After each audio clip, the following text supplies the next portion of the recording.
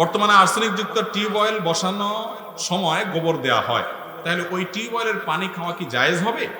খুব সুন্দর একটা প্রশ্ন এবং প্রয়োজনীয় প্রশ্ন।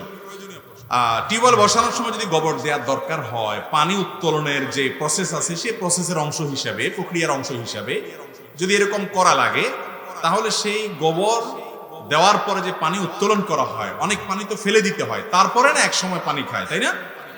যেহেতু পানি ফেলে দিতে হয়, ফেলতে ফেলতে ফেলতে ফেলতে যদি গোবরের গন্ধ আর না থাকে, ফ্রেশ পানি আসে, তখন ওই পানি খেতে কোনো অসুবিধা নাই।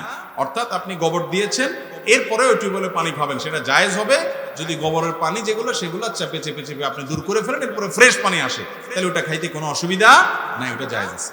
অনেক সময় দেখা যায় যে বেশ কিছুদিন পর্যন্ত গন্ধ থাকে, তো গন্ধ যদি আপনার ডাইরেক্ট গোবরের গন্ধ থাকে এবং গোবরের কোনো আলামত পানিতে থাকে, তাহলে সে পানি খাওয়া কি হবে না? জায়েজ হবে না।